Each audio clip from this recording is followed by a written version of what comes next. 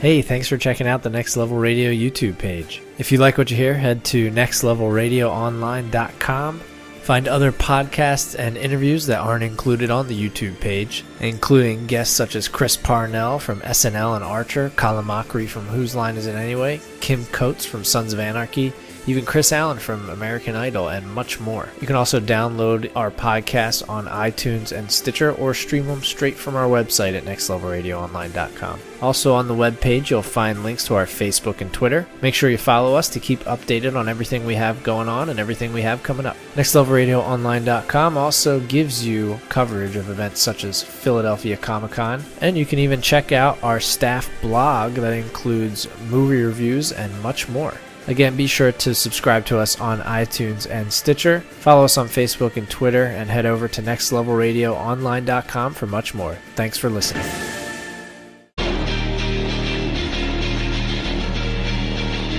And then last one, The Immigrant. It's a drama thriller, mystery, romance, all that good stuff. Mean Streets of Manhattan. Ewa, I think EWA is the main female character's name, falls prey to Bruno, a charming but wicked man who takes her in and forces her into prostitution. So it sounds like a lighthearted romp. Yes, exactly. Sounds like a good movie to take the kids out to. Oh yeah, that's a date night movie. Hi, this is Claire Coffey. This is Kevin Bailey. Hey y'all, this is David Hoffman. And you're listening to the Showcast on Next Level Radio. Next Level Radio. Have fun. All right, everybody, welcome to another edition of the Showcast here on Next Level Radio, episode 12 of our second season. Second season being 2015. I am Ben Beck, joined by Adam Gorey and Steve Richards once again for this podcast. How's everybody's week been so far? Good. It's actually a new week since we're recording on a Monday this week. Yeah. But it started out like a Monday, so yeah. Easter's next weekend, and that's really all that's happening right now. My birthday's in 2 weeks, and that's it. Well, there you go. How about you, Steve? I had jury duty this week. Does that count? Oh, you have jury duty. Did you get get selected? Yeah. Oh, you haven't had it yet? No, I already did it. Oh, and you did get selected? Yeah. How was that? What was the trial for? Can you tell us? It was a civil case. It was a medical malpractice. I can't tell you because it's already over. Who won? I did. As the jury. So what happened? Did they, accidentally kill somebody or what?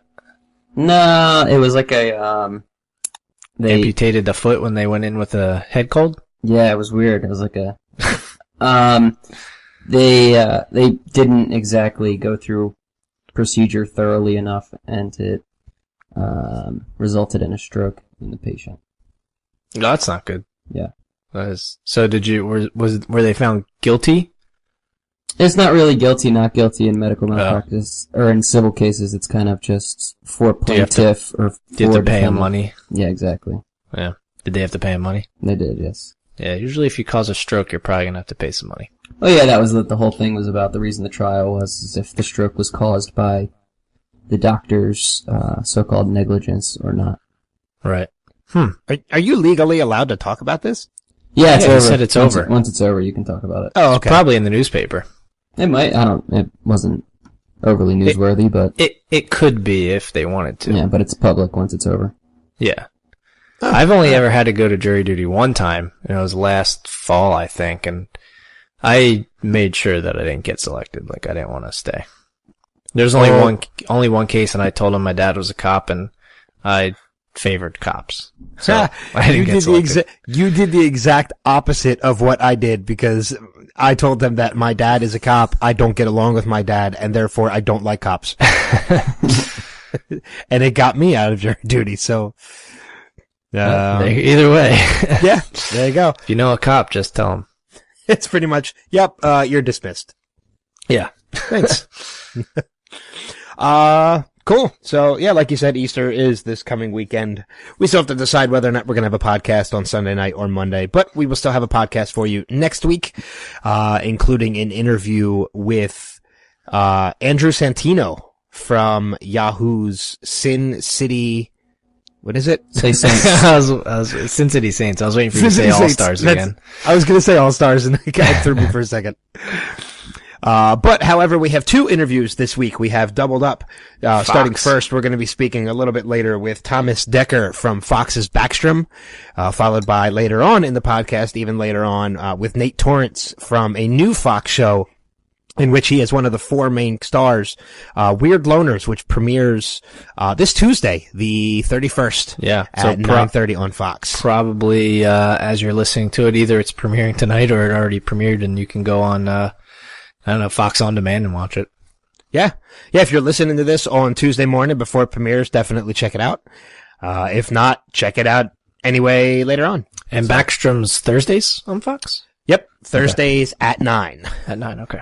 So, and that is a good show. That's one I've been watching with. So I'm definitely looking forward to both of these interviews. It's going to be fun.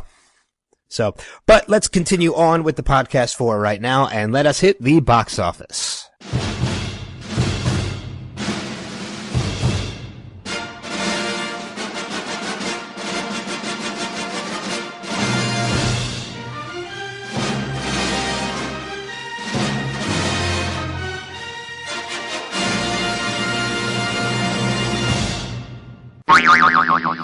That was interesting. I don't Is know that why. Dekker? I don't know why I picked that one. Sorry. Is that Ben? It sounded That like, was, wow, it sounded like Steve. no, that was me. That was interesting. Let's start off, number 5, getting a nationwide release after it's been out for a few weeks. It Follows. That's, I believe, the horror film, right? Yes. That moved up from 19 to 5 because it added another 1,100 theaters. 3.8 million though, making the top 5. Number 4 in its third week. My wife went to see this weekend, dropping back from number 2. Cinderella with another 17 million, so that's pretty good. That's a huge drop off, by the way, from 4 to 5. 17 to 3.8. I told you it was going to fall to number 3 though. It's number 4, so. Oh, okay. Damn it. But that is what you told us. I did. See, so I technically was not lying. Open foot, insert mouth, or open mouth, insert foot. Same to you. Hey, I wasn't lying. All I said was I just said. Like, as Steve told just, you it'd be number 3. I told you it'd be number 3. Yes, That's what you I did. told you. It doesn't mean I was right. Unfortunately, it was not. It was number 4. Number 3, however, was the Divergent series Insurgent, dropping from number 1 in its second week, down to 21.5 mil, in the box office for I didn't say Cinderella. Cinderella 3-week total of, just about 150 million. Divergent in 2 weeks, just over 85 million. And then the 2 opening movies that we predicted would be the top 2, I think. Ben said Get Hard would be number 1. I said, Get Hard would be number 2. Steve, which one did you go with again? I don't particularly remember. I don't know if you picked, like, the actual Yeah, I order don't of think I those did. two. And now that I'm looking Yeah, at it, I can say what I picked, and that might not be true. So I don't think, I haven't looked, but I don't think I was right. You were not. Get Hard was Okay. number 2. Has a 31% on Rotten Tomatoes, 64 from the audience, however, so good amount from the audience. 33.8 million in its opening week. And then coming up in number 1, Home, 52.1 million in its opening week. And that currently still not great at, Rotten Tomatoes, 47% from the audience, and 47 from the critics, 69 from the audience. So, those 2 movies making number 1 and 2 in their opening weeks. We'll see, let's move on to this week's movies to see if they can, hold those spots. Opening up, in theaters this weekend, which is April the 3rd. We're getting into April now. Hold on, let me go back because it decided to, skip ahead to the 10th. Opening up this week, Furious 7, the Fast and Furious sequel, times 7. Vin Diesel, Paul Walker, Dwayne The Rock Johnson, Jason Statham. I'm sure that will be in the top 5, but we'll get to that in a little bit. Woman in Gold, with new directed by Simon Curtis, starring Helen Mirren, Ryan Reynolds, Katie Holmes. That is a drama, and also coming out a dramedy, which is also a romance, 5 to 7. It's directed by Victor Levin, starring Anton Yelkin, Olivia Thirlby, Lambert Wilson. Isn't a dramedy that's also a romance a rom-com? Yeah, I mean, it's a few things. Okay. It's comedy, drama, romance, so there you go. It's got it all. Also opening Lambert and Stamp, which is a documentary that reveals how the unlikely partnership between aspiring filmmakers Chris Stamp and Kit Lambert produced one of the greatest rock bands in history, The Who. So that'll be an interesting documentary for anybody who's a fan of The Who. Also coming out, a drama, Effie Gray, which stars Dakota Fanning, Greg Wise, Tom Sturridge, and Emma Thompson, directed by Richard Laxton. To look at the scandalous love triangle between Victorian art critic John Ruskin, his teenage bride Effie Gray, which is the title of the film, and pre-Raphaelite painter John Everett Millais. So that is what's coming out this week. I haven't heard of 99% of them. I agree with that premise. I have not either. So I guess I'll start off. The only one I'm going to assume that'll make the top 5 would be Furious 7. I would say the same thing, and I think it'll pull number 1. It's going to be number 1. I can almost. I don't want to guarantee anything because I've been wrong a lot, but yes, you have. I'm pretty confident that it's going to be number 1. Steve? So yeah, these are, I don't know, box office bait, so I think it'll be number 1 as well. And I've heard of this Woman in Gold movie. It looked interesting. I don't know that it is any good at all, but if it gets wide release, it's got a chance to beat 3 million at least. Yeah, especially having Ryan Reynolds in it. And Helen Mirren, yeah. And it's kind of like an interesting story type of thing. And at least I've seen a commercial for it, so. That always helps. Yeah. So I think it has a chance to do better than 3 million. I don't know if it has wide release or anything like that. But if it does, I think it might be number 5. By the way, for Furious 7, according to Box Office Mojo, that'll be opening in 3,900 plus theaters, which is more than any current movie in the box office. No movie in the top 5 is opening more than 3,900. So it should be in the most theaters, so that'll help its case for number 1. Yes. And that, I guess, was, actually Furious 7 has currently a 84% on Rotten Tomatoes, so getting good reviews. Woman in Gold has a 38, Effie Gray has a 55, and 5 to 7 has a 78 right now on Rotten Tomatoes. Furious 7 is pretty much, it's box office, it's box office proof. I really don't think the ratings are going to hurt it at all. I mean, it could be a 15. I think it's still going to bring in a draw. I'm sure it's a popcorn movie, right?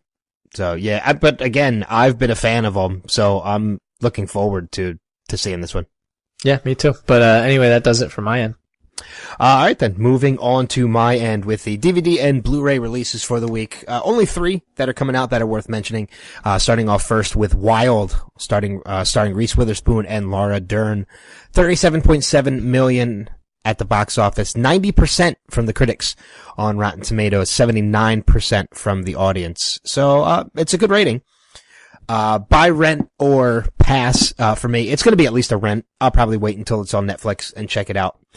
It was one of the ones I wanted to check out when we were doing our Oscar coverage because Reese Witherspoon was nominated for it. Also your pick for Best Actress. Yes. Which you ended up losing because of it. I did. Thank you for bringing that up again. I want to check out as well. Yeah. So I'll definitely rent it when it comes out. Yeah. I'll give it a rent. That's even above a Netflix. Like I'll give it a Redbox or one of those dollar rental things. Yeah. Or like a Amazon rental or something like that. Yeah. So, how about you, Steve? I don't know. I don't think I'm 100% sure what it's about. So I think maybe if I looked at it and checked out the preview again, then I might check it out. Yeah, it's more of like a chronicle of one woman's 1,100-mile solo hike, undertaken as a way to recover from a recent catastrophe. As you're reading this off of IMDb. Yeah, that's you reading. That's the movie in at the same time. In a few words, that's what the movie's about. I'm also not a Laura Dern fan, so I'll be on the record as saying that. So I don't know. Maybe I'll see it, but I'll not go out of my way to watch it. I don't think. Yeah, I like me some Laura Dern. I like me some Reese Witherspoon too. I think she is ageless. Sure. I like me some 1,100-mile walks. Yeah. No, thank you. Always in. The next two movies I don't even want to are drive a car that far, to be honest. the next two movies on the list. I will tell you right off the bat are definite buys for me because of the fact that I've already bought them. I'm waiting for them to be shipped to me from Amazon. Titanic 20th anniversary edition? No. Oh.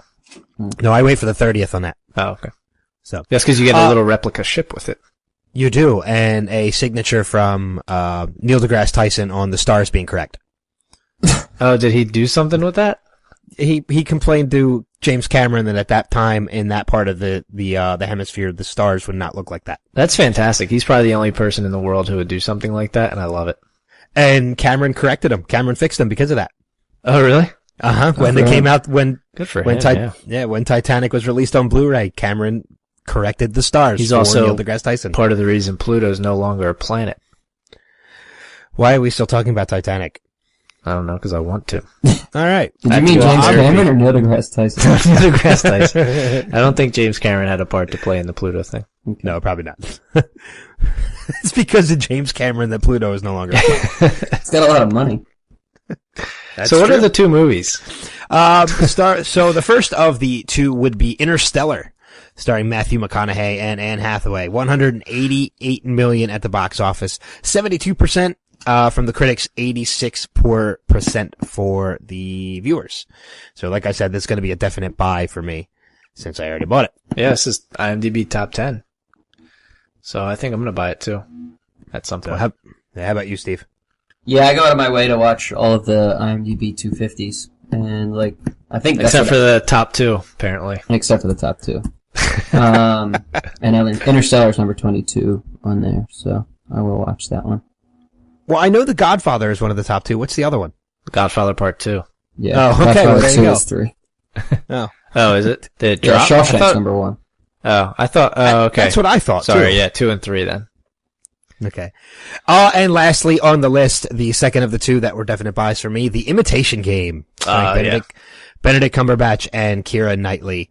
89.5 million at the box office, 89% from the critics, 93 from the viewers, and the top pick for all three of us when it came to the Oscar-nominated films.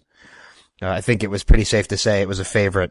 It was the favorite for all three of us when we were ranking our movies. Yep. Yeah, it's a buy. Definitely a buy. Yeah, it's a movie of the year. And I don't really buy movies, but if I did, then I would buy this one. Oh. Well, there you go. That will wrap it up for the box office for the week.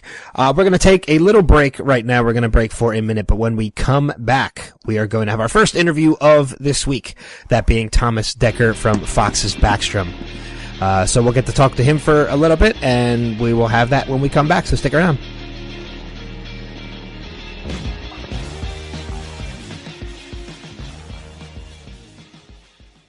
Hi, it's Selena Jade. I play Shadow and Arrow, and you're listening to Next Level Radio.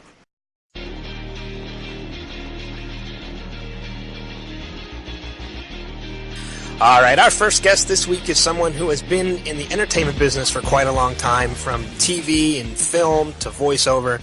His work spans all genres, and now he can currently be seen every Thursday night alongside Rainn Wilson on Fox's Backstrom, currently in its first season.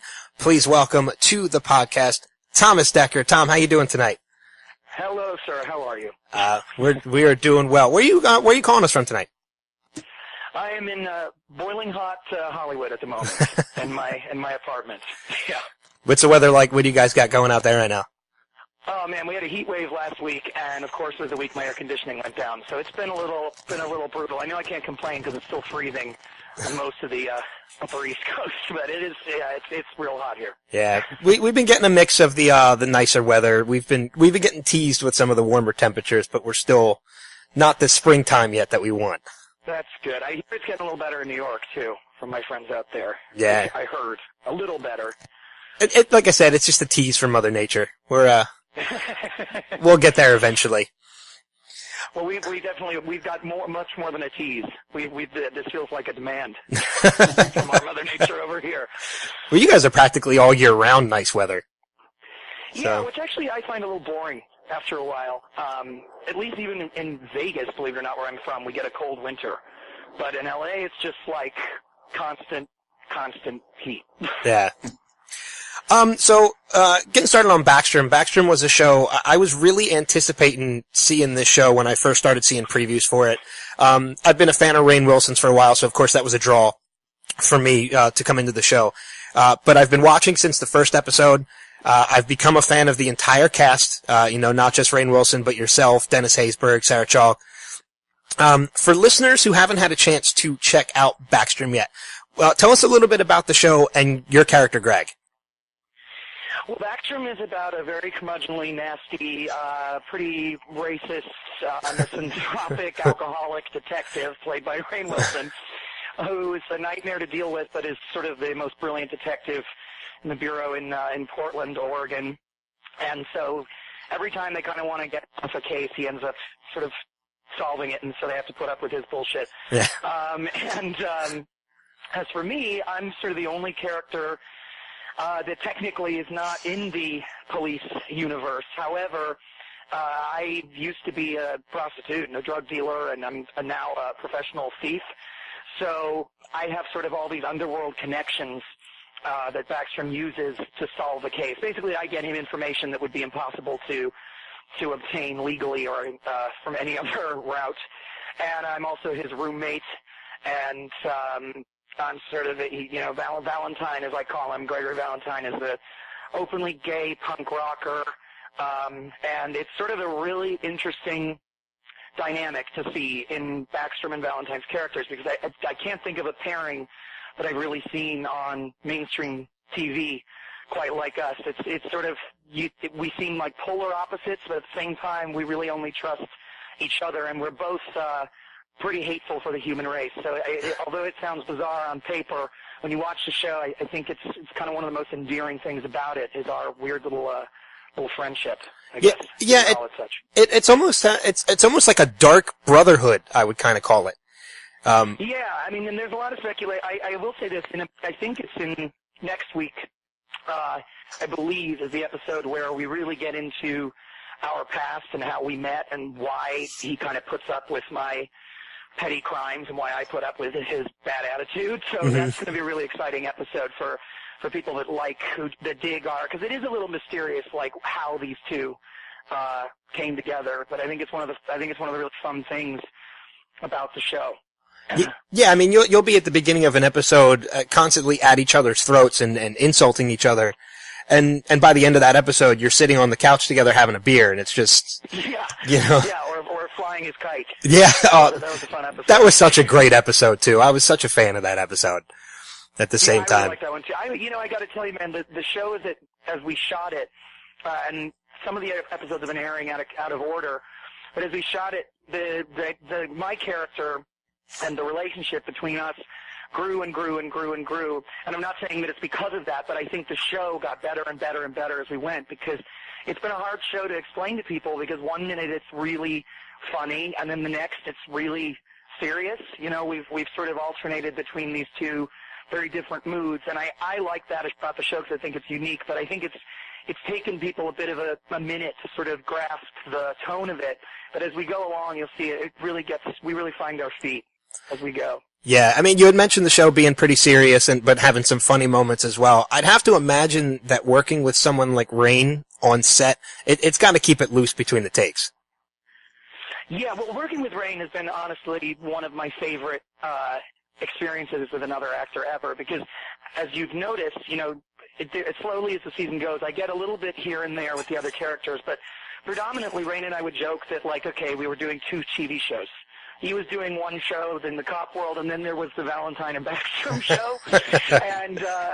and we have a really, we're horribly mean to each other all day in the most loving, comedic way. We both have a really bitter sense of humor, and I think, the character I play is very, very different from me personally, but the thing that is the most realistic is just the way that they treat each other, because it's basically how Rainn and I treat each other on the set. So yeah, that was a really special 7 months to spend just working so closely with him, and he's an actor that cares so much about every little detail, and obviously he's also a producer on the show, but we were given complete freedom for improv. particularly in our storyline. So I'd say like a lot of the dialogue and moments that happen with us specifically, we just would come up with on the fly, and I was amazed that they were sort of the moments and choices that everyone chose to keep in the episode, because usually in TV, you get, if you improv, that's not what they use. Yeah. You know, they're very controlling about it, but yeah. Yeah, that's awesome. And you mentioned how much you like working with Rain, of course. Your professional experience really runs the gamut from the lighter type of roles, not necessarily all the time, but there's some light moments to Backstrom. You did a little bit more of the serious stuff as John Connor himself in the Sarah Connor Chronicles as well. And you've even done voice work with some Land Before Time stuff in American Tale series. Lots of that shit. Do you have a type of work that you might enjoy the most? You know, man, to be honest, it's always just about, it's really about how interesting is the role, and is there something that I can do with it that is, like, hopefully totally unlike anything else I've done. That's kind of what I'm always looking to do. I've never wanted to be an actor who is sort of known for a brand of character or a brand of type of movie or show, or, I kind of really like jumping totally from one thing to the next in a very different way.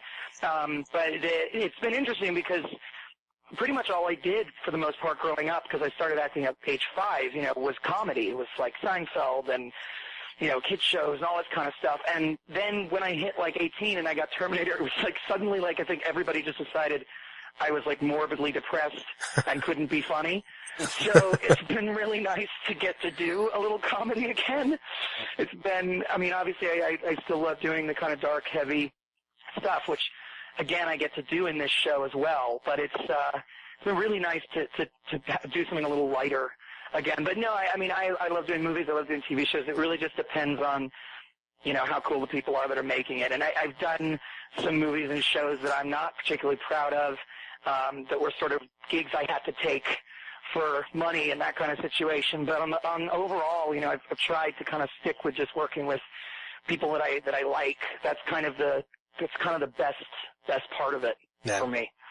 Yeah, that's awesome. And you did allude a little bit to the child acting stuff as well. Can you talk a little bit about that as far as what you learned from being a child actor, some experiences, I guess both good and bad, but feel free to share whatever. And how you grow up a lot faster, I think, and you kind of have to. And when you're immersed in a set all the time, like I was only in actual, going to school until about 3rd or 4th grade, and then it had to become set schooling all the time. So you're really not with other kids. You're kind of always with adults, and I always enjoyed that. I think it was kind of educational for me, and, it sounds weird. People always ask me, was it pushed into it, or because how can you make a decision to do that when you're 5 years old? But I didn't have the pushy kind of stage parents. My parents were in music and art and didn't really have any kind of connection to acting or the industry in LA, and so it happened through me just being a little kid that could sing. And that sort of just accidentally led to, oh, okay, well, there's this commercial where they need a kid to sing. That sounds fun. And I did a movie for John Carpenter when I was 6 called Village of the Damned, with like the most 90s cast imaginable, like Christopher Reeve and Kirstie Alley, and like so fucking funny. But I remember like that experience was like the first time that I knew how much fun it was to do this. And but then when I was 16 or 17, I sort of had a crisis of faith and didn't want to do it anymore. And I just had a job application in at a record store here in LA that I liked. And I figured I was just going to like try and do the normal thing for a while. And like literally like a week later, I got Heroes. And so then I was like, oh God, all right, well I guess I'm sticking with this. And yeah, now here I am. Yeah. You mentioned you just mentioned working in the music store, and I know you have a little bit of a music background as well. In 2008, you put out you put out an album titled Psychonautics. Cyanotic. It's a weird title, yeah. Do you still find the time to write new music and stuff like that while you're in between acting jobs? Absolutely, yeah. But what happened with all that was I put that album I've been working on. I'd had a record deal when I was about 14. That I was working they were trying to do the kind of pop thing. And so at 15, with my little kind of teenage attitude, I kind of shut the door on that and taught myself, how to program and produce electronic music, because I'd been raised in classical, so like I knew piano and violin and guitar and all that from a really young age. But I decided I wanted to do industrial and experimental, and I was into Nine Inch Nails and Bjork and Depeche Mode and all that kind of stuff. But that album took a long time, and then I finally put it out, and there's things about it I like and things about it I hate. It was sort of like a diary of growing up musically, I guess. But after that, I just felt weird about being known a little for being an actor and then having music that is so not actor-singer, like crossover music. Yeah. So what I did was I started, in 2009, I started this kind of art collective / band called 0x0, which is what I work under now. I don't think I'll ever put anything out again under my own name. So it's kind of was this great concept that I can't believe worked. I wanted to find, so many of my friends were photographers or costume designers or dancers or whatever, musicians, and so we were all kind of into the same vibe. And so it's true, we've all the album art and all the videos and everything that we've put out has sort of been a big group effort. The music element is sort of handled the most by me, but we put out an album called E12 last year that was much more like 80s synth rock, I guess, and now we have a new one that'll be coming out in the fall called Love and Razor Blades, which is a little more, I guess, dubstep, hardcore kind of stuff.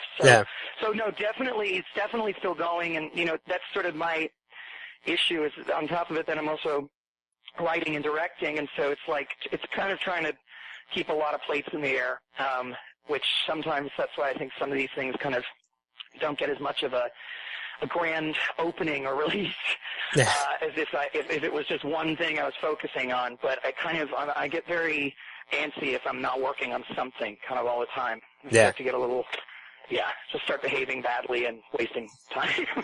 Yeah, because I read online with Cyanotic, you did most of, if not all the work on that yourself, right? You did all the mixing and all the editing and everything with that. All of it, yeah.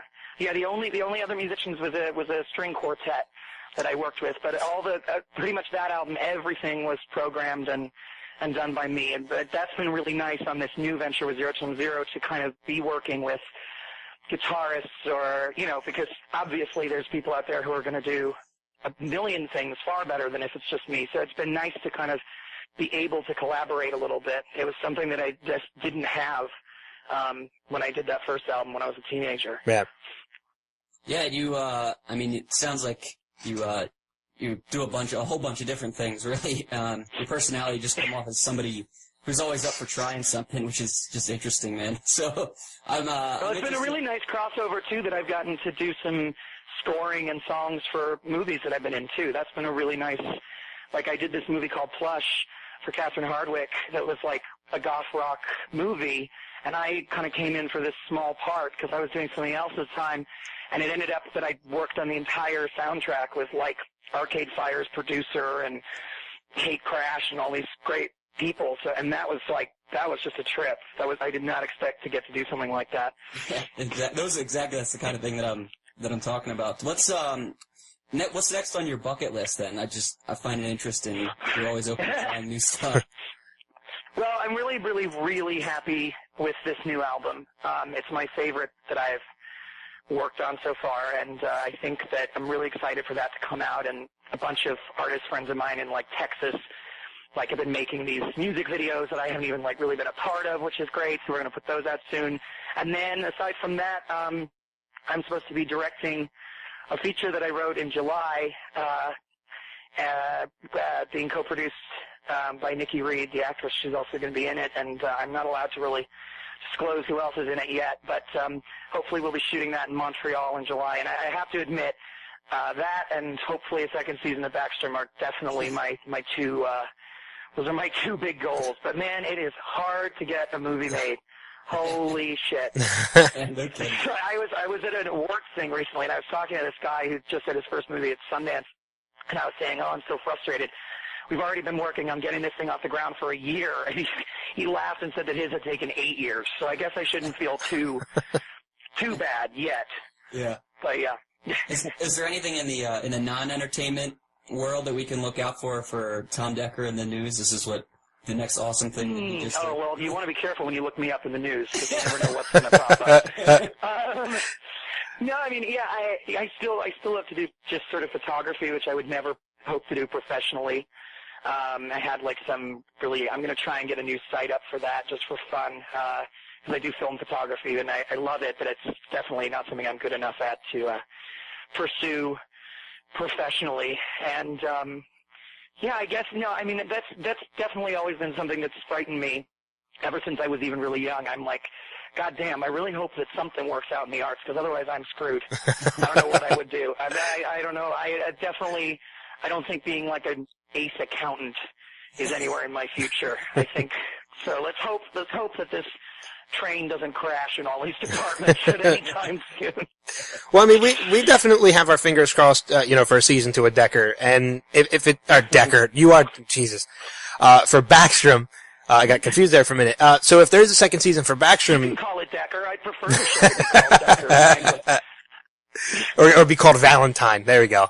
Just Valentine. Valentine. Well, Wayne's big joke is that we're going to get a spin-off where Valentine and Backstrom just, like, move to Fire Island and, like, just party the whole time. And there's no murder solving. It's just the two of us, like, having drinks on the beach. That was his idea, not mine. But it does sound fun. Yeah, it's like a very odd couple. That it would be exactly. Backstrom will retire, and then we'll just move to some weird, like Miami or something. I don't know. Yes. So if season 2 comes around, which we hope it does, any chance you might be directing any episodes in the second season? Oh man, I don't know if they would trust me enough in a second, but if the show keeps going, you never know. I would love to do that. I mean, that's been like a dream on. This is what, my 4th regular show gig, and that's always like. Although I would have been too scared to ever direct an episode of Terminator, because that's like a whole other. Yeah. That's a whole other thing. Yeah, I mean, battle scenes. Yeah, not only that, but that you're messing. I mean, you're playing with a little bit of fire with that, because there's the Terminator series is such a following that. I mean, you're not only making the director, you're not only making the producers and the writers happy, you're trying to make the fans happy at the same time, and that's. Yeah, I mean, that was what made that so scary, even just to play John Connors. Like, he's such an iconic character, and I remember when I got that at 18, I was like, are you kidding me? Like, I couldn't believe it. Yeah. But yeah, hopefully I'd love to direct it back. I just really hope that the show really gets its proper following, and we just get to keep doing it, because it really was, I did a show a couple years ago that, how shall I put this lightly? When it ended, I wouldn't say thrilled, but I would say I was, at peace with the ending, and I really hope with this one that we keep going, because it's such a great time. And I just want to bust Rain's balls some more every day. Yeah. Really nice.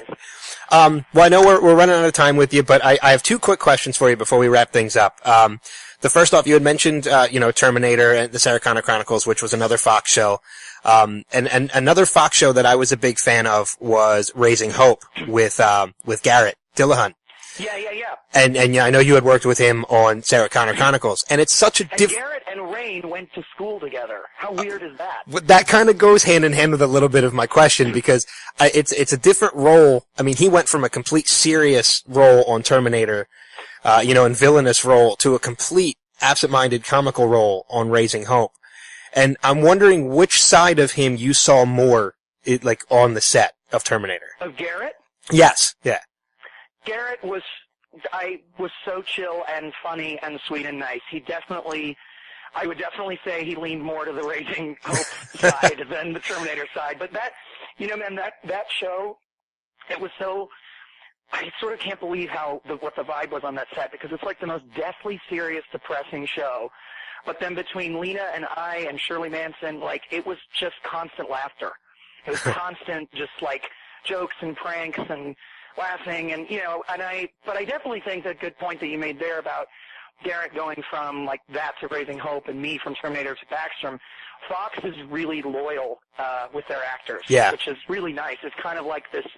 They use, even in guest starring roles, they use the same people over and over again, and so that's it's really nice to be back at that network, because I get to see all these people from other gigs, all the time, which is really cool. Yeah. Garrett's awesome. You should interview him. Oh God, I would love to. I would love to interview him one day. We would love to. But final question before we let you go. Any chance we might see you in Heroes Reborn?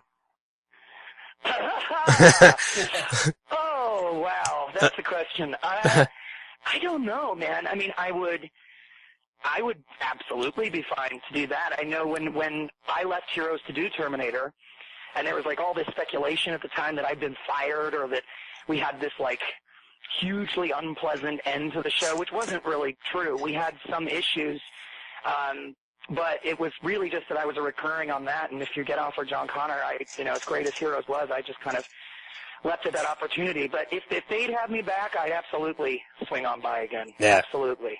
Yeah. Well, we're definitely going to send people to check out Backstrom, Thursdays, 9 o'clock, 8 o'clock Central on Fox every Thursday. I highly recommend it. Like I said, I've been a fan since the beginning. We're going to send people your way on Twitter as well. You're at the Thomas Dekker. That's right. And of course, also follow Backstrom on Twitter, which is at Backstrom Fox. Thomas, this has been awesome, man. Thanks for joining us tonight. Thank you so much, man. Great question. Yeah. All right, guys, stick around. We will be back right after this break.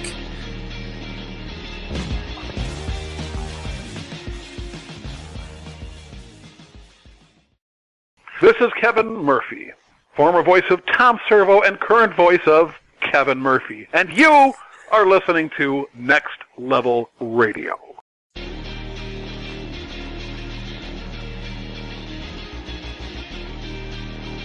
I love little Michael. Oh my god. I forgot about that. That's from Longest Yard, right? Yes, the newer one. The newer one with Adam Sandler. With Adam, yeah.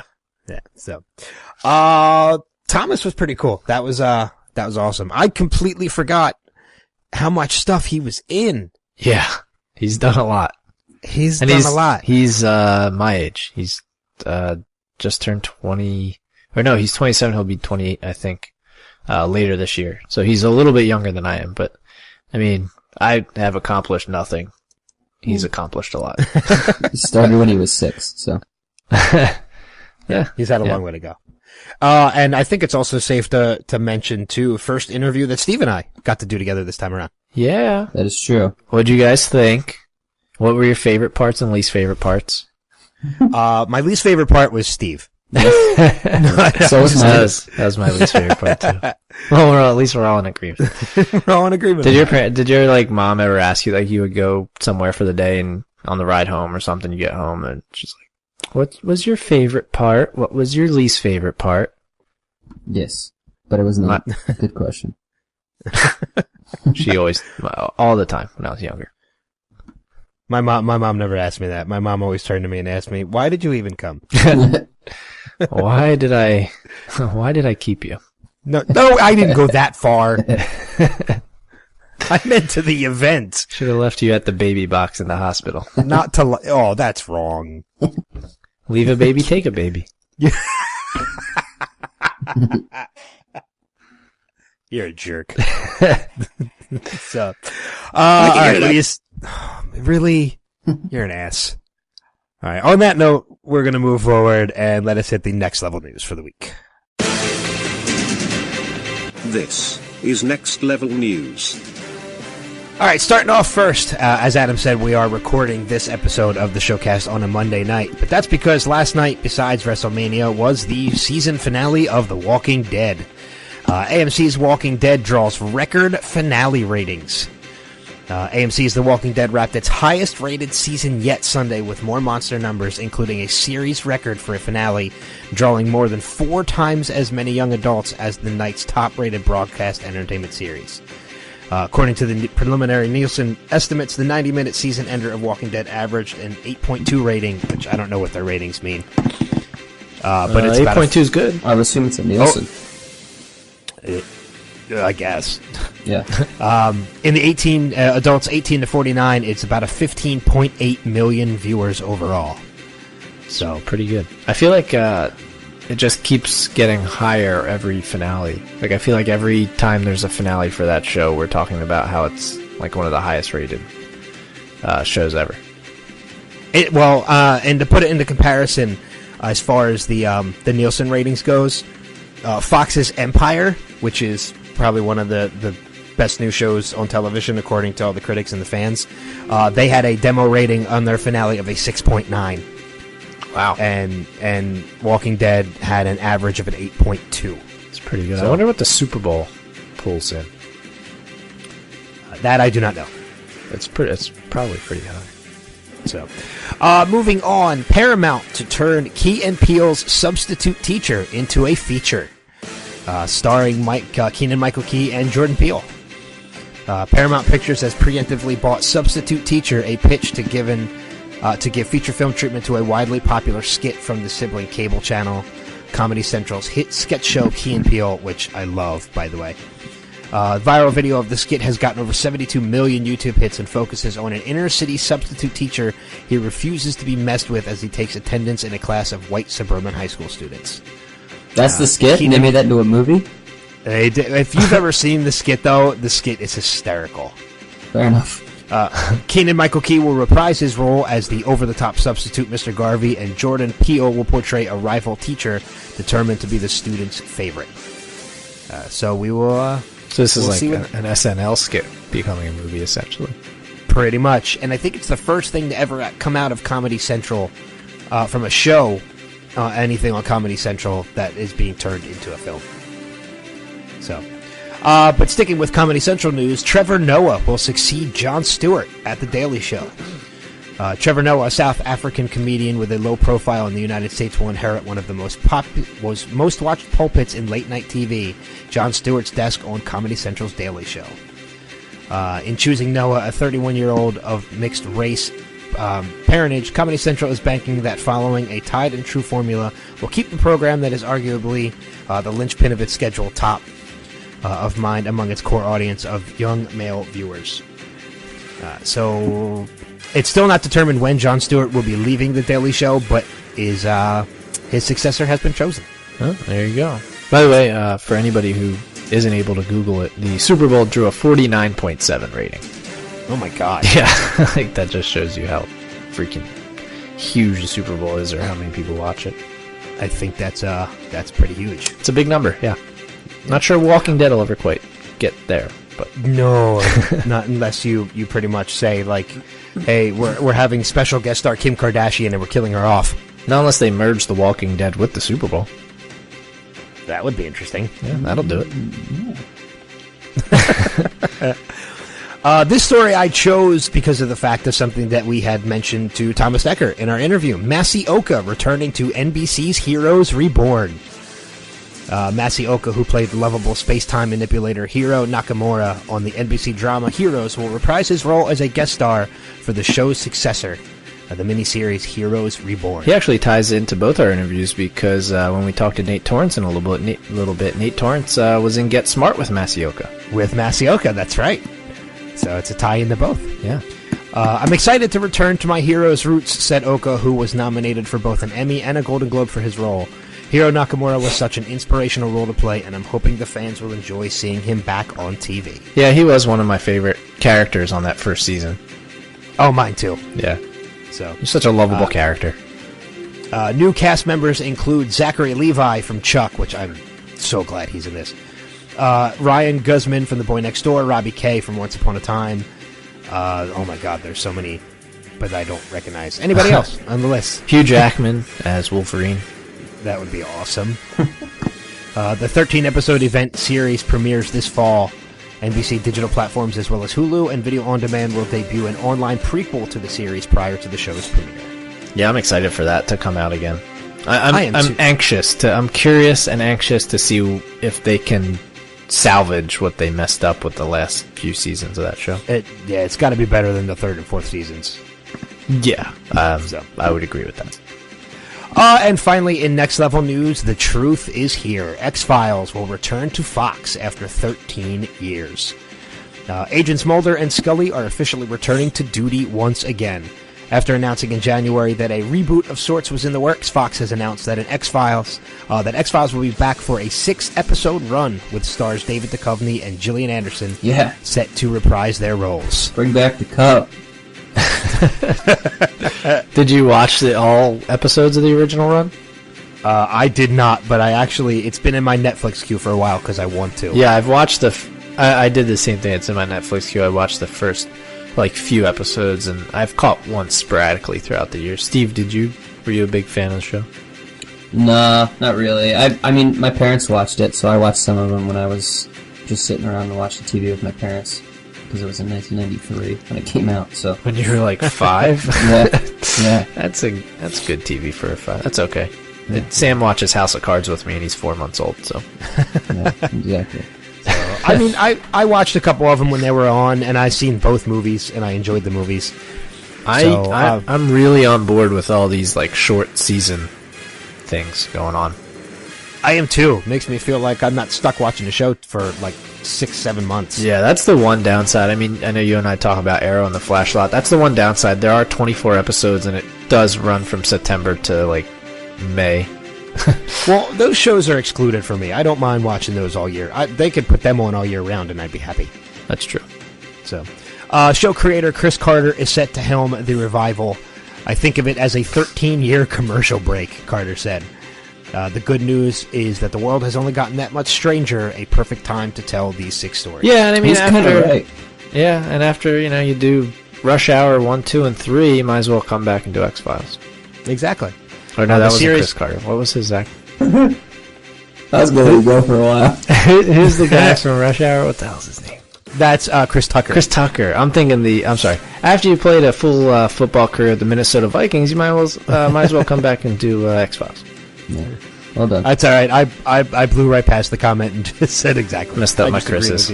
Damn it, I tried to make a joke. That's all right. The series is set to begin production summer of 2015 with an air date to be announced at a later time. And that is going to wrap it up for the Next Level News for this week. So it is the beginning, well, it will be the beginning of April within a day or two, which means Netflix is going to be changing up their roster of movies and television. So we're going to knock it over to Adam, and he's going to tell us a little bit more about what we can expect from Netflix. By the way, more free press for Netflix, so hopefully they send us somebody from Daredevil soon. Speaking of Daredevil... Oh, can't wait. That comes out this April, but you just wait, because that's not April 1st. Coming out April 1st, we'll start with that. And now, ladies and gentlemen, that's the name of the thing. I'm not like trying to do an intro. I don't know what that is. Thought you were starting a segment. Barnyard, Buffalo Soldiers. I'll run through all of them. I'll like kind of breeze through the ones I've never heard of. Bandolero, Bound, Down to Earth, Leprechaun 3. Yes. The Beautician and the Beast. I've heard the Beautician and the Beast. Isn't that a show? It's Fran Drescher. Oh, is it? Yeah. Oh, goodness. Have you ever seen 40-Year-Old Virgin? Yeah. It's. I know it's a joke. Yeah, he's weird because Paul Rudd, when the Michael McDonald video is showing in the store, he's like, I'd rather watch Beautician and the Beast. I'd rather listen to Fran Drescher for 9 hours. The Crocodile Hunter Collision Course. Leprechaun 4 in Space. Let's go. Another one? The most anticipated Leprechaun 6 Back to the Hood. Yes, oh my that's God. the best one. It is. I completely agree with you. It's got Snoop Dogg in it. I don't think I've ever seen any of the Leprechaun movies. You're missing out. Suicide Kings, which I think is... Oh, no, I'm thinking of something else. I thought that was the Jimmy Simpson show, but it's not. Suicide Kings is about a group of youngsters who kidnap a respected mafia figure. It's a film that I've never heard of. But it does star Christopher Walken, so it can't be bad. Also coming out, Sunset Strip, Underworld. Seen that movie. That's a good one. How many? They've made a ton of those too, haven't they? I think there's been 4 of them. Yeah, there's a couple. Yeah. I think I've seen the first 2, maybe. I think one of them's a prequel too. Yes. Yeah, that is correct. The first one's pretty good though. By the way, the thing Jimmy Simpson's in is Breakout Kings, not Suicide There you Kings. nextlevelradioonline.com/interviews. But you have to go to 2014. It's on a new page now. Anyway, White Boys is coming out, and then Wrong Turn at Tahoe, which is a mistake you don't want to make. Coming out April 2nd, Life Partners, and then Sinbad, The Fifth Voyage. All right. I don't think that's Sinbad the comedian, though. No, I would probably think not. I think that's like the actual Patrick Stewart's Sinbad. which he's in. So, coming out April 3rd, All Hail King Julian, season 1. That's off the Madagascar, isn't it? That I don't know. Yeah, I'm not familiar with it. King Julian's the little singing dude in Madagascar who sings that one song, I Like to Move It, Move It. Have you ever seen Madagascar? I have. I actually own both of them. He's a little, like, raccoon-looking thing. I don't know. You're right. It is what it is. Also coming out, Derek Special. I assume, this is Derek. The Ricky Gervais? Yeah, the Netflix original. No, the special is, I don't know if it's a spin-off or what, but it's an addition to the series. Okay. Yeah, I think it's a one-off of the series. Okay. So. Makes sense. Yeah, it's a 1 hour special. Yeah. Also coming out, Starry Eyes. This is April 3rd still, and The Quiet Ones. Coming out April 7th, Preservation. And Wilfred, season 4. NextLevelRadioOnline.com/interviews. We talked to Jason Gann, the gentleman who, plays Wilfred, the dog. Coming out April 8th, Halt and Catch Fire, season 1. I heard that's a decent show, too. It was new, right? This is, like, season 1 just was out this fall, is it? Well, that's how they do. Yes. That's how they do AMC. They put the season right before. Yeah, this is the one like the computer stuff, right? Out. Yeah, and the new season's about to come out, so they're doing it. They always put out the season right before the new season comes out. You know who's in that? Lee Pace. From Guardians of the Galaxy. Yeah, played around. Okay. I'd have to try and get him on then. I didn't realize he was in that show. Do you know what other show he was in that I didn't realize until after I saw Guardians? Do you remember a show on ABC called Pushing Daisies? I remember hearing of it. I never watched it. He was the main character in that show. Oh, really? Yeah. He was in the Hobbit movies. Yeah, I think he was one of the elves. Two of them. Thranduil. Yeah, he was one of the elves. Or he was in all 3 of the Hobbit movies. But yeah, I didn't, I think the new season of that comes out in June, so that's a summer show. Also, let's move to April 9th. Pioneer is coming out. And then here we go, April 10th, my birthday. This is a huge list of stuff actually coming out on that day. Broken, which is, isn't that the, does that sound familiar? No, maybe not. Maybe I'm thinking of something else. I've never heard of that movie. Burning Bridges, Confusion Noir, Finding Mercy 1 and 2, Flower Girl, Forgetting June, Knocking on Heaven's Door, Lagos Cougars, Lies Men Tell, Mad Couple 2, Matters Arising, October 1, Anye Ozi, The Awakening, Ties That Bind. Nobody has cared or heard about any of them. The important one, Marvel's Daredevil, season 1, coming out April 10th. Highly anticipated. I can't wait for that. I really can't. I'm a big fan. Unfortunately, with the large following, Daredevil, all Daredevil, everyone who has Daredevil as a favorite superhero could be blind and unfortunately will not be able to partake.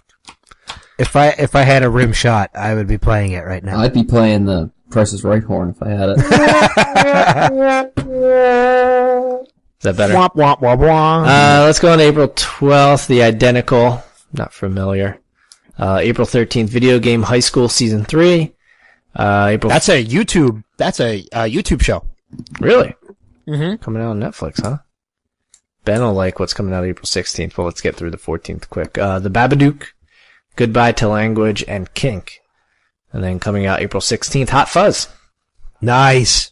I own it, but nice. Well, now you can watch it without having to get up and put it in your DVD player. I can watch it on my phone. Yeah, there you go. Coming out April 17th, Baby Daddy Season 4. It's Chris, shit, how do you say his last name? D'Elia? Chris D'Elia. D'Elia. Yeah. I always want to say Delia, and I know that's not right. Chris D'Elia Incorrigible. I assume that's some kind of comedy special. Yeah, it's a stand-up. And They Came Together. That's another one coming out April 17th. April 18th, Noah, the Russell Crowe film that I think Ben said he was going to pass on. I I think I said I would rent it, so, or I would Netflix it, so maybe I will have to check that out. It's not going to be like on my top priority list, but hopefully it's on there a while, and when I get bored, I can check it out.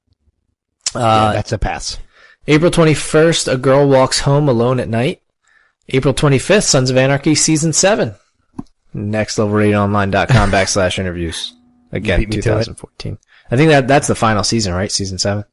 Yes, that was the last season of Sons of Anarchy. I gotta imagine. By the way, we talked to Kim Coates, who plays Take Trump. Who, spoiler alert, survived. Did he? Yes. I'm proud of him. Good for him. Yeah. I didn't think anybody would survive. Because I remember we were worried about that. Yeah. We were talking to him about that, whether or not his character would survive, and his character survived. Yeah, I'm a little surprised, but that's cool. That's good. That means he's in the entire season. April 26th, The Nutty Professor 2, Facing the Fear. I didn't know they made a Nutty Professor 2. And a movie that I'm actually surprised is just getting on Netflix now, coming out April 27th, National Treasure, which are probably one of my favorite Nick Cage movies. Yeah. I love those movies. Or Nick Fury, as Ben calls him. Shut up. I did it. I did it 3 times. You're going to have to go back to this Nutty Professor 2 real quick. What did you say? Nutty Professor 2 is... the Clumps. The Clumps, yeah. Right, yeah. Well, this says Nutty Professor 2 Facing the Fear. That's not the Nutty Professor. Is it a sequel to the original Nutty Professor? Like 50 years late? Nutty Professor 2 is called The Clumps. Yeah. I'm almost sure of that.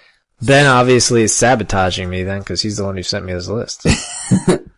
I'm sending you what Netflix and Entertainment Weekly sent me. I'm not sabotaging that. And I'm wrong anyway, because the original one actually wasn't called The Nutty Professor. It was called The Absent-Minded Professor. Oh. It was renamed The Nutty Professor for the Eddie Murphy remake. Interesting. This is this is like an animated thing. Oh, maybe it's a sequel to an animated movie then. Yeah, it is. Because in 2008, The Nutty Professor came out, and it's animated. Okay. So, and it has nothing to do with Eddie Murphy or a big fat black guy. Like, this is a little white kid with glasses. So, I don't think there's any relation between the two. I heard you mention the Babadook earlier too. I think that was a pretty big release when it came to theaters. Or it was, I'm trying to think of the wording to say it. I guess it was it's highly rated, even though it didn't do well in theaters. I don't know. Yeah, that comes out April 14th. I've never seen that one. I think it was it's a horror movie out of Australia. Yeah, it's definitely a horror movie, because I think I remember us talking about this, like, that doesn't sound like a horror film. Yeah. The Babadook. Yeah, I know it's definitely a horror movie out of Australia, but I don't know, like, what the rating on it was, and I don't think there's anybody in it that we would know either. No, I don't, there's not. Yeah, I'm looking at the cast now, there's not. It's about a single mother plagued by the violent death of her husband, battles with her son's fear of a monster lurking in the house, but soon discovers a sinister presence all around her. I assume the sinister presence is the Babadook. Sounds like I would probably assume so too. I was thinking when I first saw it, I was like, I thought of the movie Marmaduke or whatever it's called. That's a comic strip. Completely different film. And it's a dog. Yes. The Babadook does have a 98% on Rotten Tomatoes. Okay, so I was going to say I was thinking it was, from what I understand, it was highly rated. Yeah, it's not quite to the level of what the hell's that movie Steve kept talking about? With Paddington. Paddington. Yeah. You gonna forget Paddington 3 weeks after it came out? Well, Paddington's still at like 108% on Rotten Tomatoes. I believe it is. Yeah, Marmaduke was Owen Wilson and Judy Greer. And Lee Pace. Lee Pace was in Marmaduke. Was he? Yeah. There you go. He's just popping up everywhere. It comes around. Yes, all back to beginning. Now we close. That is the end. All right. In that case, we are going to take another break, and when we come back, we're going to have our second interview for the week, being Mr. Nate Torrence, as we had mentioned, worked with Masioka in Get Smart, and will be able to be seen starting this week in the new Fox show Weird Loners. But we'll talk to him in a few minutes, so stick around and hang tight.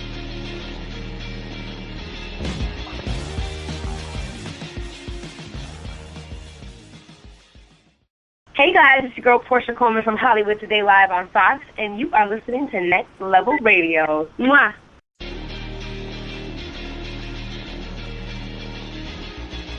All right, everybody, welcome back once again to the Showcast. We're joined by our second guest this week, and he's yet another one that certainly knows his way around the entertainment industry, starting off with his commercial work, moving into television and film. You've seen him on shows such as Super Fun Night, the HBO series Hello Ladies, which I was a huge fan of, as well as movies like She's Out of My League.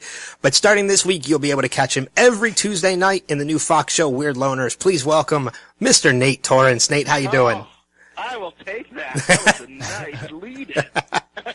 We try our best, my friend. That was awesome. That was my whole resume. I gotta send that to my mom. We'll cut it out for you so you can just send that away. Exactly. That's gonna be my ringtone. Send you the MP3. Exactly. I can't imagine somebody making that their ringtone. That's awesome. Oh, man. So Adam and I have both we've been lucky enough to have caught the first few episodes of the show, but for everybody else who's listening who hasn't had that luxury just yet and has to wait until the premiere, tell us what to expect from Weird Loners when it premieres, and a little bit about your character Eric. Yeah, totally. Yeah, so kind of what we're focusing on is it's four people that are kind of in their 30s, totally relationship challenged for one reason or another. And as fate has it, they all end up living in the same building and kind of start hitting it off, not even as friends, just as like relationships in each other's lives, and realizing that, wow, we all suck at making friends or being in any relationship whatsoever, whatever that may look like, for different reasons. And so yeah, that becomes like the basis of our friendships.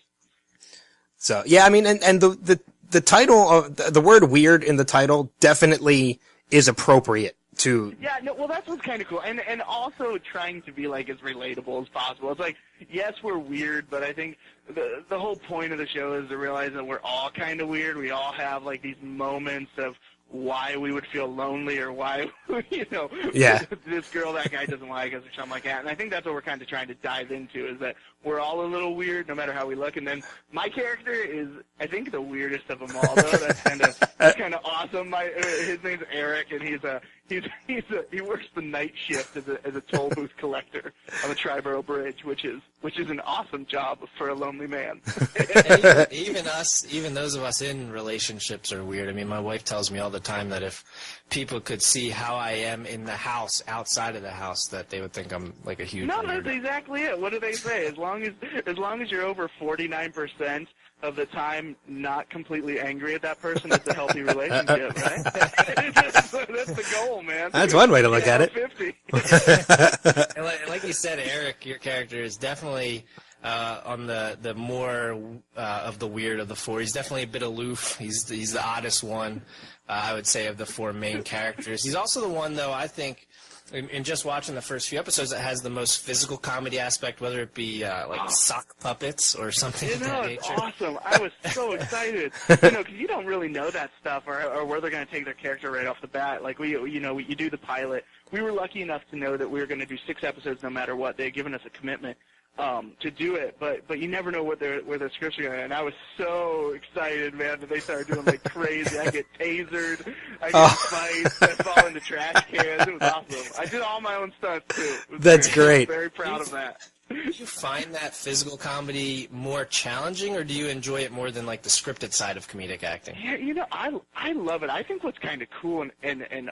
hard right now in comedy is because comedy's gotten so real. I mean, I don't think there's any true or at least single camera comedy. It's like you're almost half drama, half comedy. Everything's not big and broad and wacky, and so to do physical comedy means it has to be that much more real.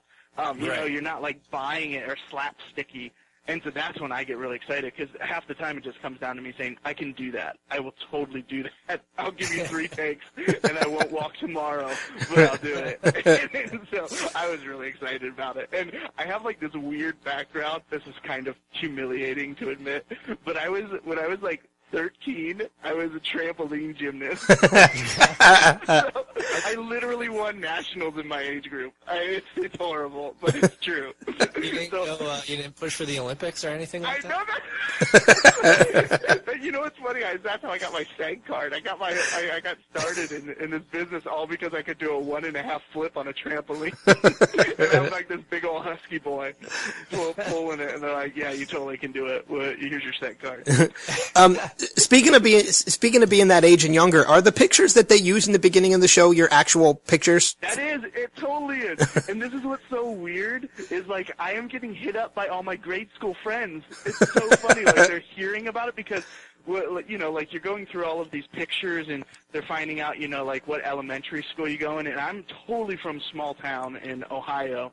And, you know, they're making phone calls to these, like, principals or schools, and that literally got out. And everyone was like, oh, are we going to be on television? Which they're not. But yeah, they're all hitting me up. All of my third grade class wants to be my best friend. That's fantastic. Yeah, I mean, the show itself has a great cast. And you guys all seem to meld really well together. And, I mean, I don't want to spoil anything for everybody who hasn't had a chance to see it yet, but I will just say that there's one scene in the pilot that just involves lip syncing, and that totally had me laughing out loud. It wasn't a great idea. That kind of came late, too. Like, it was a rewrite, and it was such a smart and funny idea to get us, like, just as friends, you know, because there's two hurdles you face as an actor. Is one, to have chemistry on screen, but hopefully, two, to be friends with them off camera.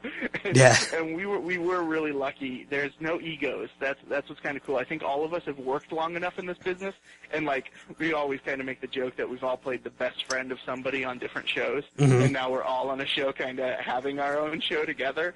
And that kind of made it an even playing field where we all just wanted to succeed, and so we're all kind of like got each other's backs. And yeah, it's a great cast. So we really do. We kind of hang out off camera too, and that's rare, you know. Yeah. You mentioned some of the shows, you know, like you said, being the best friend and things like that. You actually happen to be on two shows that I was a really big fan of, but but they were unfortunately cut short before their time, in my opinion. Mr. Sunshine and Studio 60 on the Sunset Strip. That's awesome, man. I love it. I love that you like those. I get so sad when shows don't make it. I don't know that I can make it in this business because I get so attached to these stupid characters, Roman and Wade. Oh, heartbreaking. But Wade, yeah, both of them were so quiet. So it's always fun to meet people that like those and like the characters. But yeah, Hello Ladies is still a little fresh. Yeah. I'm so thankful they let us do a movie, you know, to wrap up the characters and give them kind of closure. But man, I had an awesome time on that show too. Yeah, that was a good show, and that was something I was going to ask. Did you make it through? Could you like literally make it through an episode without pausing it? It can get so awkward. Oh yeah, it's definitely awkward, but I mean, it's something I want to go back and rewatch it just because, I mean, I knew who you were when I watched it. I'm a big fan of Stephen Merchant's as well. So, like, it's such a good show. HBO puts out a good show as well, and it's just, it is, yeah. Our cinematography and all that, you felt the bar be raised, and yeah, but it was a cool, dark comedy, and as far as like really getting into true loneliness. I always say that Weird Loners, I feel, was a step for me into a more commercialized version of Hello Ladies, because it's a little bit more lighter and a little bit more funnier. Yeah. Hello Ladies can always kind of ended with that. Yeah, exactly. Speaking of another television show, I grew up watching Get Smart. And awesome. I got really skeptical when the idea came about bringing it to the big screen, until I saw that first teaser trailer with Steve Carell locked in the phone booth. That's awesome, and man. From the moment I saw that, I was like, okay, this is going to be pretty good. You guys totally did that movie complete justice to the show. I'm such a fan of that movie, especially with you and Masioka, your two characters. Yeah. That was one of those crazy, like, you only live like once kind of. I was in just utopia on that set the whole time, like where you know, I mean, I was pretty young still. I had done Studio 60, some commercials, and I was all about like improv and sketch comedy at the time, and so to come in and work with Steve and Anne Hathaway and The Rock And you're just like, dude. And then I'm like flying around in the jet doing press, and you're like, man, this is just nuts. So it was pretty cool. And we did this little spin-off movie on that too. Did you ever see that? Yeah, Harry and this little Get Smart thing. Yeah. Yeah. So it was a pretty cool deal, and definitely that was one of those. I mean, as an actor, you know, on that side of things and career things, you're just always looking for something that just kind of opens the door for you, and that definitely was that for me. It would have been Studio 60, which was Aaron Sorkin's first show after West Wing, and then I went from there and then got Get Smart right after that wrapped, and that was a big moment for me where, you know, you get into larger agencies, and yeah, so I'm very, very proud and happy, and that's all good stuff. It was a good time of life. Were you added to that cast after, like, Steve and Anne Hathaway and all them, or did you see them hop on as you were already attached? No, you know, it's so funny. That was one of the most crazy audition process I've ever went through, because it was a multi-picture deal, because they wanted to do 2 DVDs and then 3 films. So it was a 5-picture deal for me and Mossy's character. So I ended up going in, I think I read for that thing, like, maybe 15, 16 times. Like, they kept adding, like, they were looking, I was lucky enough to be cast, and then they just kept trying to find my partner. So I read with, like, Rachel Dratch. I read with the Farley brothers, Chris's brothers, John. Yeah. It was crazy. Yeah, it was so cool. So all these people I actually read with, then women, I was reading with Jayma Mason. I read with, you ready for this? I read with Kevin Wiseman, who played Kivas on Hello Lady. Really? For that role. Yeah, we talked about it. He was like, oh damn it. They didn't get smart. Like, at least we're working together now, but that really sucks. Yeah, I mean, there's such an incredible cast in that movie. You had to be, I mean, like you said, you were young. And they were all totally attached prior to that. I know that it went through like 5, there was like 5, like Jim Carrey was supposed to do it, all these people, and then, they settled on Steve. And then that was just right when he got, and Anne Hathaway, I feel like both of them just exploded right after that. Like, they were obviously A-list, but then went to this whole other level. Yeah. So it was pretty cool to be with them in that moment. And they're both amazing people, like, so nice, especially, you know, they honestly didn't have to hang out or talk to me. Yeah, they did, which was always cool. And Alan Arkin's in it. I mean, it was nuts. Are there still any rumors to a possible sequel? Because I heard that a while back. So long ago. Pete Siegel directed it, and I know there's a script. I actually had someone come up to me and talk to me about it, and they're like, your part's really funny in it, but this was years ago. Yeah. So I think it did. I think that the cast just got so large in their schedule specifically. And then I know that Steve, you know, he opened up his own production company at Warner Brothers, and so that was a big thing that I think he wanted to go more indie too. Like, you could see that in some of his choices. Like a Foxcatcher now. Like, I think, and every comedian has that in them, you know. They want to be funny, and then they also want to try to, you know, break that pigeonhole, I guess. Yeah. Well, I know another comedy that you were in after Get Smart that I think is a highly underrated comedy. I think it's just hilarious. Is She's Out of My League that I mentioned in the intro. I mean, that has got the greatest cult following in the world, and you know, it's just like starting up again because I think MTV's playing it. Like, it was on E for a while, now it's MTV. And it's so funny to get, like, all these, like, young 20-year-olds now are really into that movie. And so, like, as far as getting, like, recognized and stuff, there's this whole new audience for it. I love that movie. Those are all crazy people, too, like, that all, like, ended up getting their own TV shows. And, you know, we were all pretty new. I mean, Jay had a resume, obviously. But, like, me, TJ, Vogel, everyone's got their own shows now. It's kind of cool. Yeah, Alice was in the new Star Trek. I mean, she went Star Trek. And what else was she? She was in Men in Black 3 or something, too. Yeah, she's been in a few different things. Yeah, she was popping up here and there. But, that's right. She was in Men in Black 3. I had to think about that for a minute. I remember that she was in talks with it or something when we did our press tour, that they were already talking about it. Like, it was like a big push. Yeah. But, yeah. You had mentioned earlier, you said you were from a small town in Ohio. You're from Canton, right? Yeah. Well, I'm outside of Canton, which Canton's like a suburb of Cleveland. So I was born there and stayed there, yeah. But then my parents, like, when they retired, I'm the youngest of 4, and they opened a bed and breakfast in, like, Amish country. So, like, I went to high school in, like, rural farm. Yeah, it was crazy. But it's fun to go home now. So I have all these towns in Ohio that claim me. I was gonna say because Canton, is famous for the Pro Football Hall of Fame. Football Hall of Fame, baby. Yeah. You know it. Were you a big football fan growing up? I kind of was. Yeah, I played football, and I mean it's a football state. I mean, I know the Browns aren't the greatest, but we got the Buckeyes, and they're always tough, and yeah, but we have a couple. There's like documentaries made on Massillon football, which is one of our that's really close to where I live, where it's just real intense high school football. Like it's a pretty. If you ever see the documentary Go Tigers, that is near where I grew up, and it's like they hold their kids back so there'll be bigger linemen when they're seniors. Man. They sell coffins that have the Massillon Tiger logo. It's nuts. It's nuts. Welcome to Ohio. That's like football. true. That's like true, like Friday Night Lights kind of football. It really is. That's exactly it. It's total Friday Night Lights. Yeah, you expect that in Texas, but Ohio. Who would have known? Who would have known these factory workers got it? Another thing that I had seen, and I wasn't sure if this was true because I haven't seen this show in such a long time. Were you really on the game show Street Smarts at one point? I was. I won $3,000.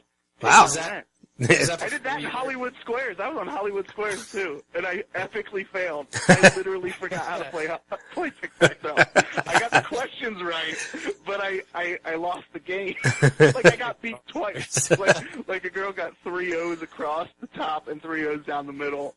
It was horrible. I made a short film out of it, and when I went on tour with my live show, I would play it, and it was all the Meatloaf's objects in the rearview mirror. It was a short film of me failing on Hollywood Squares. It was awesome. Was that before you got into acting too? Yeah, no, totally. Yeah, I started off. Yeah, I left. I was in Ohio, was going to Kent State. And then I saw a show in Chicago. I went and saw a Second City show, and Tina Fey was main stage, Rachel Dratch. It was everyone from 30 Rock, basically, were in this little theater, and I freaked out. I'd never seen improv or anything, and so I finished that semester and moved to Chicago, and then studied there, and then from there moved to L.A. and kept doing it out here, and then started touring with, like, a one-man, like, sketch show, comedy, like, stand-up show, and then did that until Studio 60. And then after that, I try to always perform live like once a year. Me and my brother kind of do a show. He's an actor in Chicago. And so we'll kind of combine and do a hometown show and kind of get our old fans and do like one venue and book it out and do something crazy. Usually like New Year's Eve we do it. That's awesome. You should come to Philly. There we go, man. Philly ain't far at all.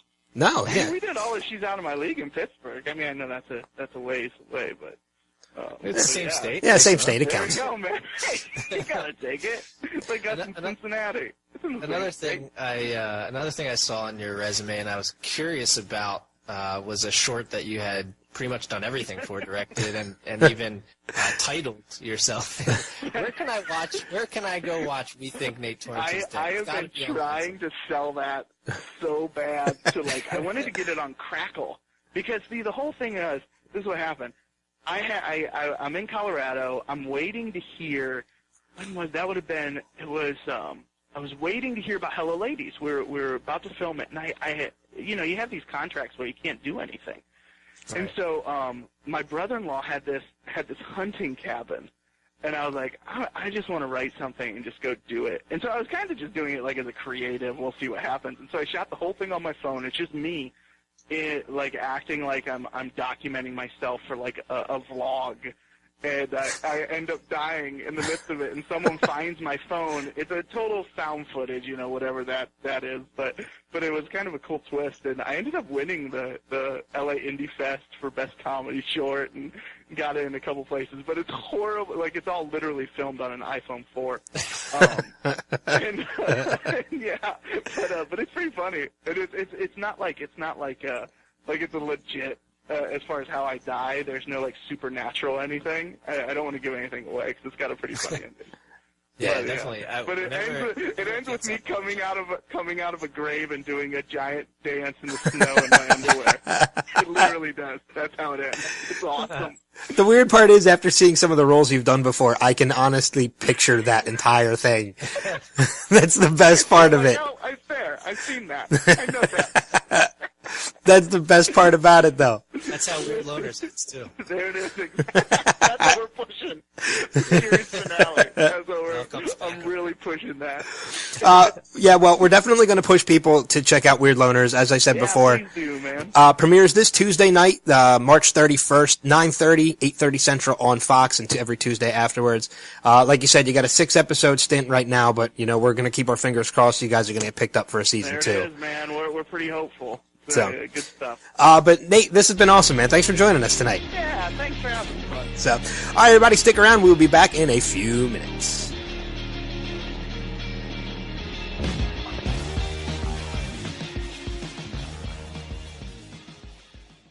Hey, it's Rick Hoffman from Suits, and you're listening to Next Level Radio.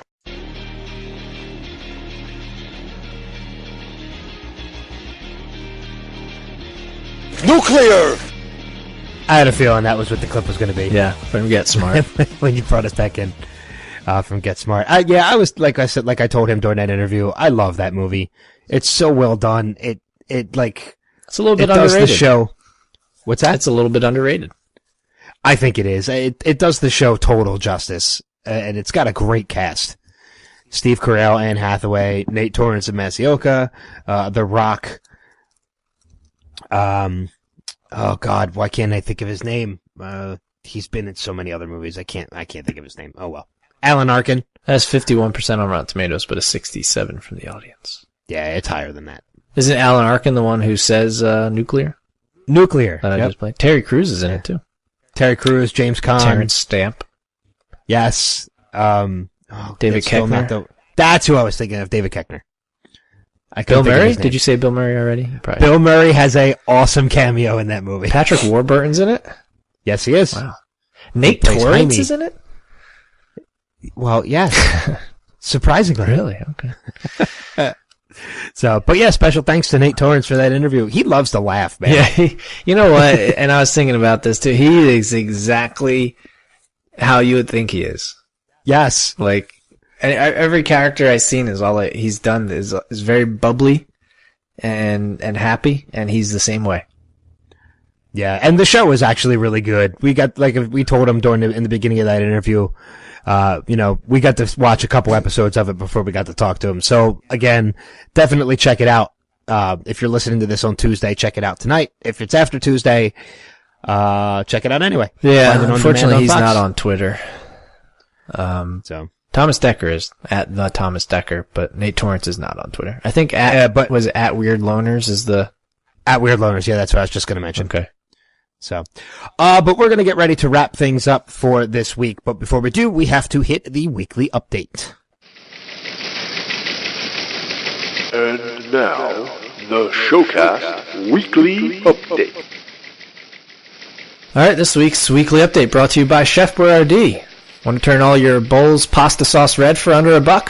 Find Chef Boyardee at your local grocer. That's so true. I know. It would take forever to wash out. Actually, I don't think it ever would wash out. I always used to use those like Rubbermaid ones, and I don't think it ever came out of those. No, it always stained the side of it. Yeah, those would stain. The like a glass bowl would come out sometimes, but I digress. Let's start things off. Vin Diesel was quoted earlier this week as saying his upcoming film Furious 7 will be the biggest movie in history and will probably win the Oscar for Best Picture. If it isn't nominated, it could be the biggest snub since his 2005 film The Pacifier. I kind of liked The Pacifier. I'm not ashamed to admit it. Oh boy. It had its probably moments. cut that out. That was on this weekend, by the way. Was it? Yeah, I turned the it part off. where the duck bites his ear, that's pretty funny. Moving along, the German website Kaufmick.com has announced that they're hiring a full-time position for a prostitute tester. Qualifications for the position include a business degree, a full health certificate, and an eagerness to discover new diseases.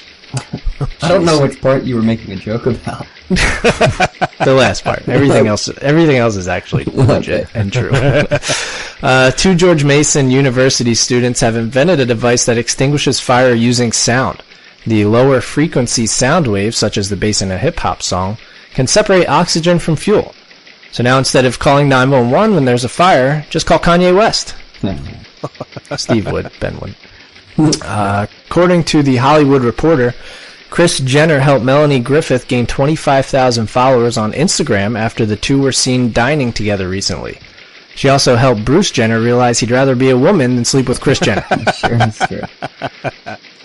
An assisted living facility in Ohio is selling a calendar where the 80 and 90-year-old residents pose mostly naked with various objects covering their body parts.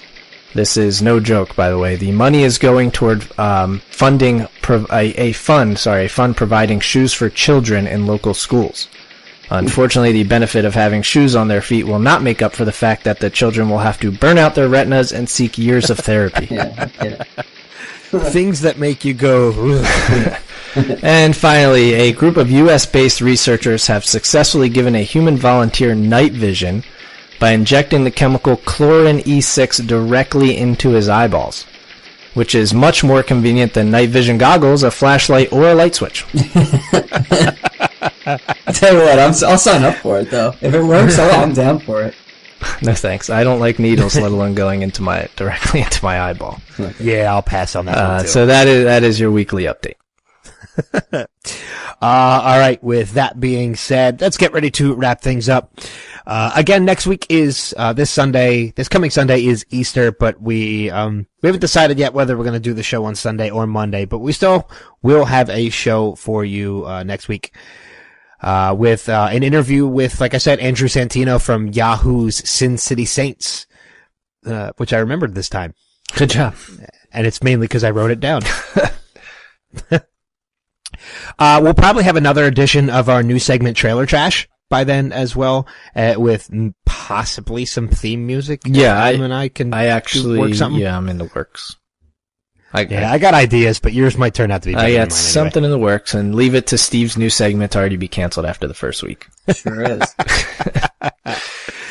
So, I mean, there's already been a couple new trailers that have come out since the last time we did it, but we're saving them up till we have a couple more. Yeah. So, one of them I'm actually really excited if you guys haven't seen it already, to see what you guys think of it, but we'll talk about that next week. Yeah, I haven't had a chance to see any in the last week, so I probably haven't seen it then. So, yeah, probably not. I haven't even posted it on Facebook yet. So, but we'll hopefully have them for next week, as well. Like I said, our interview with Andrew Santino, and we're gearing up for, Comic-Con. Wizard World Comic-Con is going to be coming up in little over a month. Yeah, we're going to, the Great Philadelphia Comic-Con too. Yeah, this coming weekend. Yeah. Easter weekend. So yeah, we could probably talk about that a little bit next week as well. That'll be at, the Philadelphia Convention Center in Oaks? Yep, in Oaks, Pennsylvania, which is local to us, depending on where you're listening to us from. So, but yeah, that should be fun. It'll get us warmed up a little bit for Wizard World. Yes. And, there's definitely, some nice lines in the water. We might be having some cool stuff set up for Comic-Con this year. Is that a saying? In the form of interviews. What? Is that a saying? Nice lines in the water? Lines in the water. It's a fishing. Yeah, there's some kind of fishing reference in there. Okay.